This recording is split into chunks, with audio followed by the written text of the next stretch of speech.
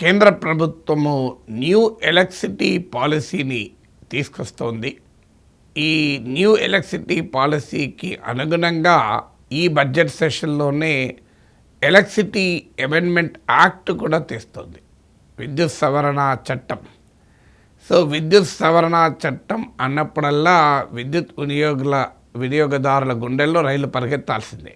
అంటే power consumer అంటూ ఎవరు అంటే అందరం, మీరు నేను ప్రతి ఒక్కరము పవర్ కన్జ్యూమ్ చేసేవాళ్ళమే. ఆధునిక నాగరికతలో విద్యుత్ అవసరం లేని వాళ్ళు ఎవరుంటారు? ఎందుకు ఈ మాట అంటున్నా అంటే, ఈ ఎలక్ట్రిసిటీ అమెండ్మెంట్ యాక్ట్ ఎప్పుడొచ్చినా అది కన్జ్యూమర్స్ పైన బర్డన్ పెంచుతూ వస్తుంది. ఇప్పుడు న్యూ ఎలక్ట్రిసిటీ పాలసీలో మోడీ ప్రభుత్వం ఇండెక్స్ బేస్డ్ టారిఫ్ రెజీమ్ అని ప్రతిపాదించింది. సో ఈ ఇండెక్స్ బేస్డ్ టారిఫ్ రెజీమ్ ఏంటంటే, ఇప్పుడు మనకు కాస్ట్ని ఇది రిఫ్లెక్ట్ చేయాలి. ఇప్పుడు ఇన్ఫ్లేషన్, ధరల పెరుగుదలను మన consumer price index, wholesale price index, ఇలా ఒక ఇండెక్స్ను రూపొందిస్తామే. సో అలాగే మీకు ఈ ఎలక్ట్రిసిటీ రంగంలో కూడా ఒక ఇండెక్స్ను, అంటే కాస్ట్ను పరిగణలోకి తీసుకొని ఉత్పత్తి ఖర్చుల్ని, అంటే ఉత్పత్తి, రవాణా, పంపిణీ, జనరేషన్, ట్రాన్స్మిషన్, డిస్ట్రిబ్యూషన్, ఈ కాస్ట్ అన్నీ పరిగణలోకి తీసుకుంటూ ఇండెక్స్ను రూపొందించాలి. ఆ ఇండెక్స్ పెరుగుతున్న కొద్దీ ఆటోమేటిక్గా కరెంట్ ఛార్జీలు పెరుగుతూనే ఉండాలి అనేది ప్రతిపాదన. సో ఈ ప్రతిపాదనలో ఉదాహరణకు పవర్ పర్చేజ్ అగ్రిమెంట్లు ఉంటాయి. అంటే ప్రభుత్వాలు చేసుకునే పీపీఏలు, పవర్ పర్చేజ్ అగ్రిమెంట్లు ఉంటాయి. ఈ పవర్ పర్చేజ్ అగ్రిమెంట్ల ప్రకారం కనుక ఎక్కువ ధరకు విద్యుత్తు కొంటామని అగ్రిమెంట్ చేసుకుంటే వెంటనే దాని భారము అదే నెలలో కన్జ్యూమర్ బిల్కి పాస్ కావాలి. ఇంట్రెస్టింగ్ ఏంటంటే, ఈ పవర్ పర్చేజ్ అగ్రిమెంట్లపై కానీ, కాస్ట్ ఆఫ్ పవర్ ప్రొడక్షన్లో కానీ వినియోగదారుడికి ఎలాంటి సంబంధం ఉండదు. మీకు అందరికీ తెలుసు. ఉదాహరణకు వన్ ఫైన్ మార్నింగ్ కేంద్ర ప్రభుత్వం అన్ని రాష్ట్రాల వారికి ఒక ఆదేశం ఇచ్చింది, మీరు ఖచ్చితంగా ఇంపోర్టెడ్ బొగ్గును మీ పవర్ జనరేషన్లో కొంత పార్ట్ కంపల్సరీ వాడాలి అని ఆదేశాలు ఇచ్చింది. మీకు గుర్తుండే ఉంటుంది, అప్పుడు కేసీఆర్ ప్రభుత్వం అధికారంలో ఉండగా తెలంగాణ రాష్ట్ర ప్రభుత్వం దానికి అభ్యంతరాలు కూడా చెప్పింది. మా సింగరేణి కాలనీ సమృద్ధిగా బొగ్గు ఉత్పత్తి చేస్తుండగా మేమెందుకు ఫారిన్ కోల్ వాడాలి అని. మనందరికీ తెలుసు ఫారిన్ కోల్ ఎవరిది, అందులో అతిపెద్ద సప్లయర్, ఫారిన్ కోల్ సప్లయర్ మన దగ్గర అదానికి అనేక దేశాల నుంచి కూడా విద్యుత్ గనులు ఉన్నాయి, బొగ్గు గనులు ఉన్నాయి, అక్కడి నుంచి బొగ్గు సప్లై చేస్తారు. మీకు వివిధ రాష్ట్రాల చెందిన వారు ఈ ఫారిన్ కోల్ కొనడంలో మీకు అనేక కుంభకోణాలు కూడా బయటకు వచ్చాయి. అదాని బొగ్గు ఆ క్వాలిటీ, హయ్యర్ క్వాలిటీ బొగ్గు అని చెప్పి ప్రైస్ వసూలు చేస్తూ లోయర్ క్వాలిటీ బొగ్గు సప్లై అయింది. ఇది రకరకాల ప్లేసెస్ నుంచి సోర్సింగ్ అవుతూ అని కూడా వార్తలు వచ్చాయి. ఇప్పుడు ఫారిన్ కోల్ సప్లయర్ దగ్గర ఎలాంటి అగ్రిమెంట్లు కుదుర్చుకున్నారు, ఎంత అడ్డగోలుగా ధర చెల్లించుకుంటున్నారు, వీటన్నిటి మనకి ఏమీ సంబంధం లేదు. కానీ కాస్ట్ ఆఫ్ పవర్ ప్రొడక్షన్, అంటే కోల్ కాస్ట్ పెరిగితే పవర్ ప్రొడక్షన్ కాస్ట్ పెరుగుతుంది, దానికి మనం మాత్రం బిల్లులు చెల్లించాలంట. ఎంత అన్యాయమో చూడండి. అలాగే పవర్ పర్చేజ్ అగ్రిమెంట్లు మనందరికీ తెలుసు ఏంటో. ఈ పవర్ పర్చేజ్ అగ్రిమెంట్లు అదానికి మేలు చేసేందుకు కేంద్ర ప్రభుత్వ ఒత్తిడితో గతంలో జగన్మోహన్ రెడ్డి అదానీ కంపెనీలతో ఒప్పందం చేసుకున్నాడు. దీంట్లో ఈవెన్ ప్రభుత్వంలో ఉన్న ప్రముఖులకు డబ్బులు ముట్టాయని చెప్పి అమెరికన్ కోర్టులో కేసుంది. అమెరికన్ కోర్టులో అదానీ పైన కేసుంది.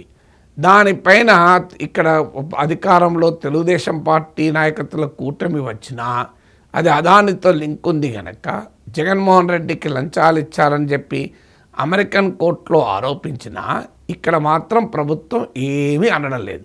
ఆ ఒప్పందాలు రద్దు చేయడము లేదు. ఆఖరికి జగన్మోహన్ రెడ్డి పైన ఆ విషయంలో ఎఫ్ఐఆర్ కూడా దాఖలు చేయలేదు. విచిత్రం ఏంటంటే, ఇదే జగన్మోహన్ రెడ్డి ప్రభుత్వం కుదుర్చుకున్న పవర్ పర్చేజ్ అగ్రిమెంట్లు ప్రజలకు భారంగా మారాయి, ఇది అవినీతితో కూడుకున్నదని చెప్పి ఇప్పటి ఆర్థిక మంత్రి, అప్పటి పబ్లిక్ అకౌంట్స్ కమిటీ చైర్మన్ అయిన కేశవ్ ఏకంగా కోర్టుకు వెళ్ళాడు. ఎలక్ట్రిసిటీ రెగ్యులేటర్ కమిషన్ కూడా వెళ్ళారు. తెలుగుదేశం పార్టీ తీవ్రంగా వ్యతిరేకించింది. కానీ అదే పవర్ పర్చేజ్ అగ్రిమెంట్లు కొనసాగుతున్నాయి. ఇప్పుడు ఇందులో వినియోగదారునికి ఏం సంబంధం?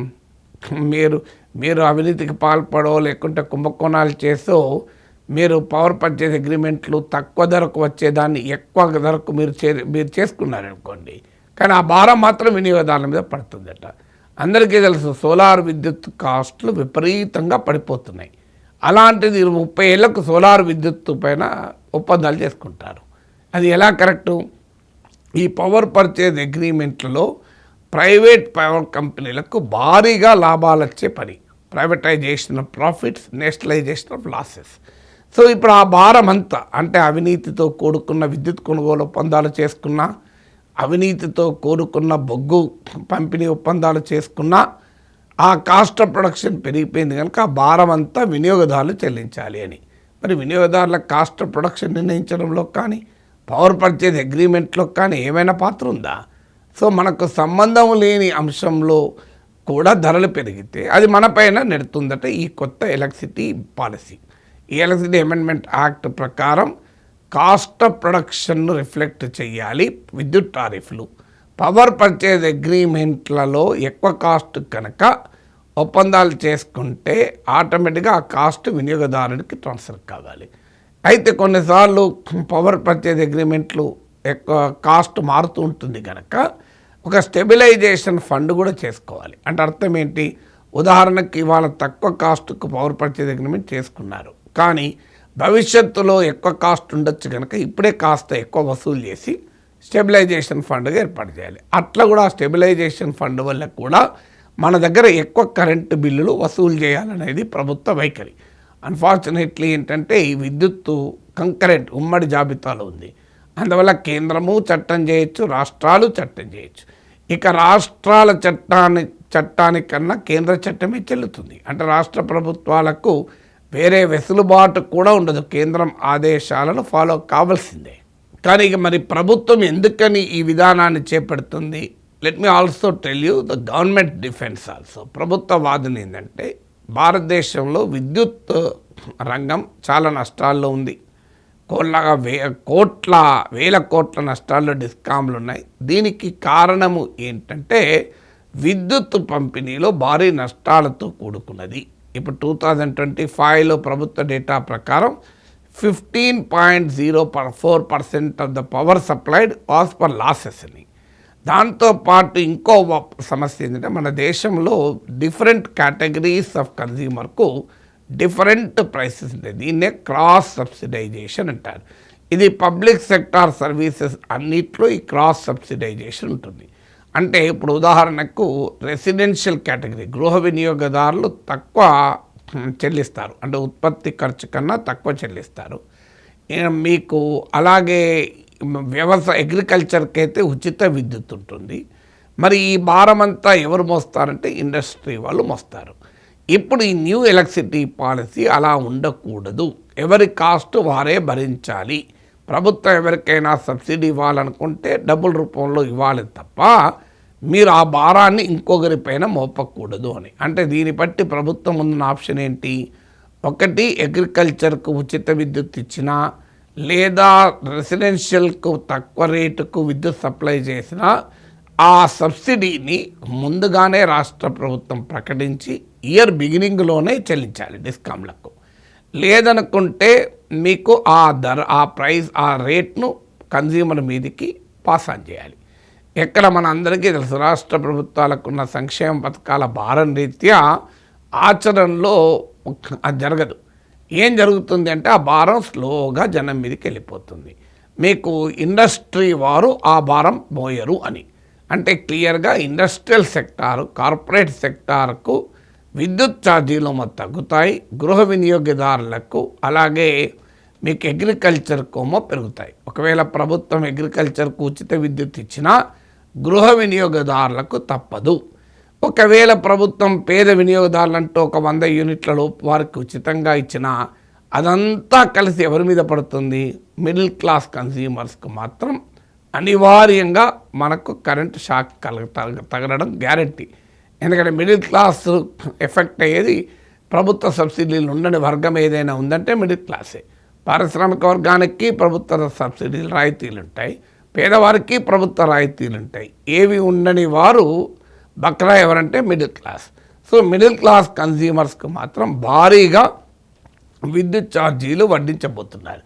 మీకు గుర్తుండే ఉంటుంది 2002లో అడ్మినిస్ట్రేటివ్ ప్రైసింగ్ మెకానిజంను తొలగించి పెట్రోలు డీజిల్ ఛార్జీల్ని మార్కెట్ డిటర్మైన్డ్గా వాజ్పేయి ప్రభుత్వం మార్చింది. ఆ రోజే కూడా నాకు ఎనాలిసిస్ అని ఒక తెలుగు పత్రిక నడిపేవాడిని. అప్పుడు దీనిపైన నేను ఒక ఆర్టికల్ రాస్తూ పెట్రోల్ డీజిల్ ఛార్జీలు భారీగా పెరగబోతున్నాయని రాశాను. సో ఆ రోజు చాలామంది ప్రభుత్వం ఏం వాదించింది, ఇది మార్కెట్ డిటర్మైన్డ్ కనుక పెరిగేటప్పుడు పెరుగుతాయి, తగ్గేటప్పుడు తగ్గుతాయి అన్నాడు. కానీ ఆచరణలో ఏం జరిగింది, పెట్రోల్ డీజిల్ ఛార్జీలు పెరుగుతూనే ఉన్నాయి కదా, మనకి ఎప్పుడైనా తగ్గినాయా? ఇవాళ ఈ స్థాయిలో ఉన్నాయి కదా. మీకు $140 ప్రపంచ చమురు మార్కెట్లో బ్యారెల్ చమురు ధర ఉన్నప్పుడు 2014లో 2013 ఆ ప్రాంతంలో లీటర్ 70 రూపీస్ ఉండే. ఇప్పుడు $60 to $65 పర్ బ్యారెల్ ఉంది.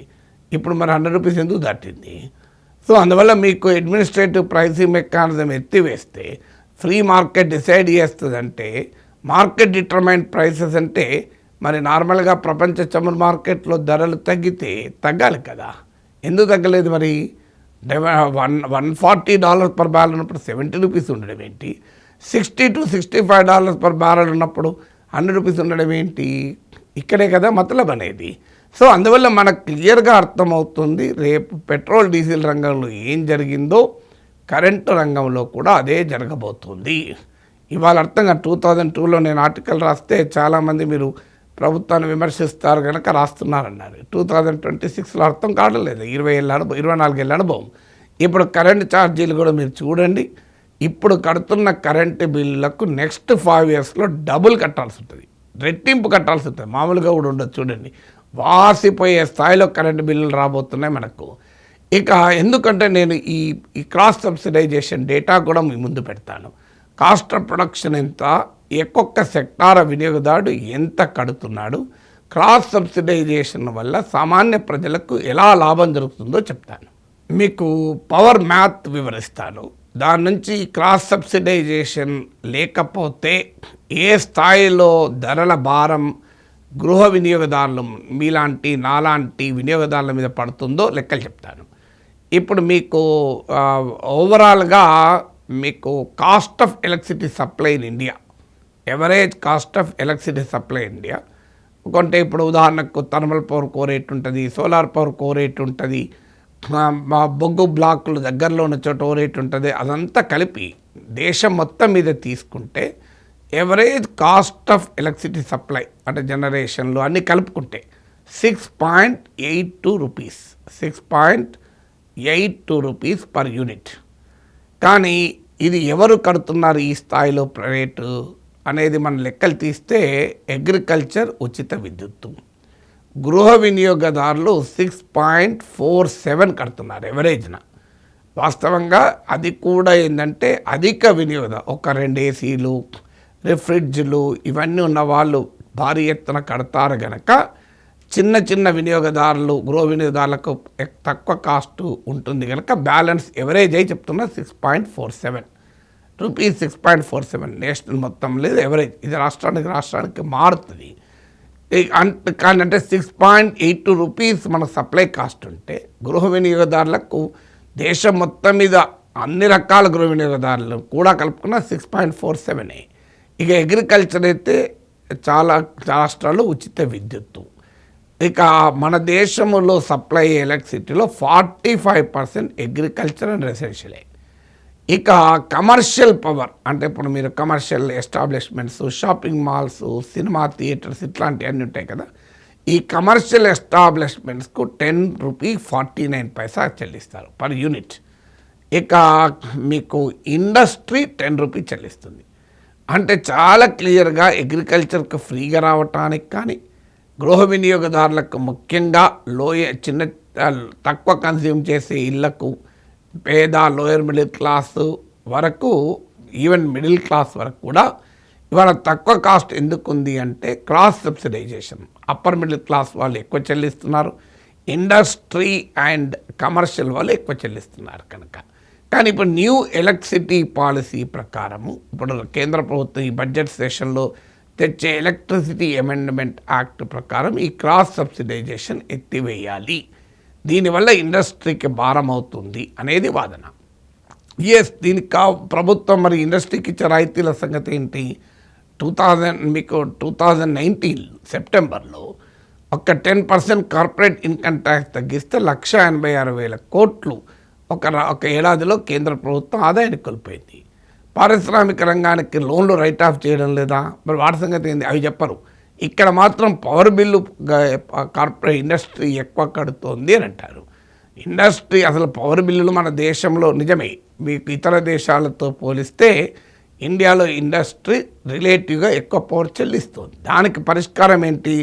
Power generation, power transmission, power డిస్ట్రిబ్యూషన్లో అవినీతి జరగకూడదు, చాలా ఎఫిషియెంట్ ప్రొడక్షన్ ఉండాలి, ఎఫిషియెంట్ ట్రాన్స్మిషన్ ఉండాలి, అందుకు తగ్గ ఇన్ఫ్రాస్ట్రక్చర్ను ప్రభుత్వం చేయాలి. ఇలా ప్రైవేట్ కోల్ బ్లాక్లలో జరిగేటువంటి అవినీతి మనం చూస్తున్నాం. అంటే వీటేటిమైన రెగ్యులేషన్ లేకుండా ప్రైస్ మాత్రం నేను ప్రజలపై వేస్తానంటే ఎట్లా? ప్రజలకు ఏమైనా భాగస్వామ్యం ఉందా? మీరు బొగ్గెంత కొంటున్నారు, బొగ్గెంతకు ఉత్పత్తి చేస్తున్నారు, బొగ్గు బ్లాక్లను ఎవరికి కేటాయిస్తున్నారు, ఎలా కేటాయిస్తున్నారు, పవర్ పర్చేజ్ అగ్రిమెంట్ ఎలా కుదుర్చుకుంటున్నారు, ఎలా 100 కోట్ల కార్పొరేట్లకు లాభం వచ్చేలా ఎందుకు చేస్తున్నారు, ఎందుకు రాజకీయ నాయకులకు వాళ్ళకు అనుకూలంగా ఉండేటువంటి వ్యాపారవేత్తలకు మీడియా వ్యవస్థలకు ఎందుకు పవర్ ప్లాంట్లు ఉంటాయి? పవర్ మతలబ్ ఇదే కదా. అందుకే మీరు గమనించండి అసలు ఈ హౌ ద రీచ్ కన్సెన్సస్ ఎట్టుంటుందో చూడండి. ఇప్పుడు దీనిపైన ఏ పత్రికలోనైనా మీకు ప్రముఖంగా వార్తలు వచ్చాయా? ఏ టీవీ ఛానల్ అయినా ప్రముఖంగా వార్తలు వచ్చాయా? రావు.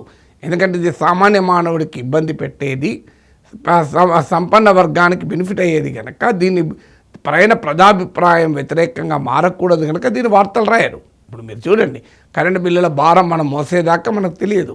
మరి ఎందుకు ఏ ప్రముఖ మీడియా సంస్థలు దీన్ని పతాక శీర్షికలు రావాలి కదా? ఎప్పుడొస్తాయి సోషల్ మీడియా ద్వారా మనలాంటి వాళ్ళం ఇలాంటి అంశాలు జనంలోకి తీసుకెళ్ళాక ఇక అనివార్యంగా ప్రముఖంగా అప్పుడు మీడియా కూడా అందుకుంటుంది. ఎందుకంటే వాళ్ళ ఆడియన్స్ కోల్పోవద్దు కనుక అప్పటిదాకా దీనిపైన మౌనాన్ని పాటిస్తారు, సైలెన్స్ పాటిస్తారు.